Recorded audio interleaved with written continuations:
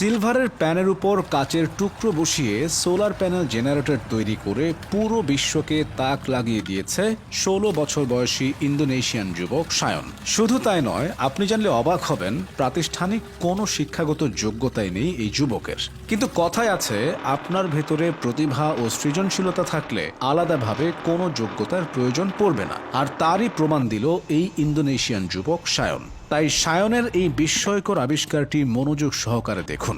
আশা করি ভিডিওর প্রতিটা অংশে নতুন কিছু শিখতে পারবেন। প্রিয় দর্শক, প্রথমেই প্যানের মিরর তৈরি করার জন্য সায়ন নিয়ে আসলো একটি বড় সড়ো কাচের মিরর।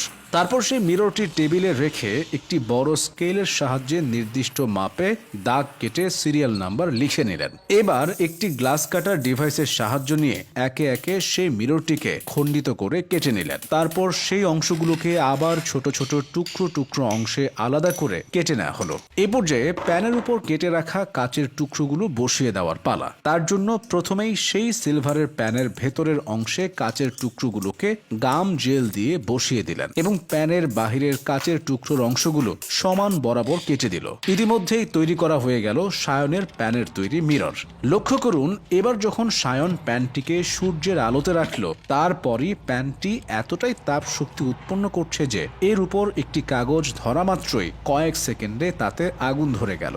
এবার সায়ন প্রথম পর্বের কাজ শেষ করে দ্বিতীয় পর্বে প্রোটন সোলার জেনারেটর তৈরির কাজ শুরু করতে লেগে পড়ল। প্রথমে সে একটি টেলিভিশন এনে স্বয়ংক্রিয় স্ক্রু ড্রাইভারের সাহায্যে স্ক্রু খুলে তার ভেতরে থাকা টিউবটিকে আলাদা করে নিলেন। তারপর সেই টিউবটিকে প্রথমে মাটিতে রেখে নির্দিষ্ট দূরত্ব থেকে ইট দিয়ে ফাটিয়ে নিলেন। এবার টিউবের অগ্রভাগে থাকা প্রোটন জেনারেটরটি বের করে এর উপরের কাচের আবরণটি একটি হাতুড়ি দিয়ে ভেঙে নিল সে। তারপর দেখতে পাচ্ছেন, একটি ইনক্যান্ডেসেন্ট বাল্ব নিয়ে এর অগ্রভাগের অংশটুকু তুলে ফেলে কাচের অংশটুকু কেটে নিলেন। কেটে রাখা বাল্বের অগ্রভাগে প্রোটন জেনারেটরটি ঢুকিয়ে স্টিকি গাম লাগিয়ে দিলেন এবং তৈরি হয়ে গেল প্রোটন সোলার জেনারেটর। এবার এই প্রোটন সোলার জেনারেটরের সাথে একটি মোটর সংযোগ দিয়ে এর উপর টর্চ লাইট আলো ফেলার পর দেখুন এর ম্যাজিক।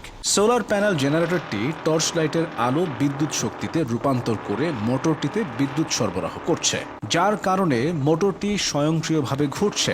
এরপর সায়ন সোলার প্যানেল জেনারেটরটির অগ্রভাগে একটি প্লাস্টিকের পিভিসি পাইপ লাগিয়ে নিলেন। ব্যাস, তৈরি হয়ে গেল সায়নের সিলভারের প্যানের সোলার জেনারেটর। এবার সে তার তৈরি করা সোলার জেনারেটরটিকে নিয়ে আসলো একটি খোলা মাঠে।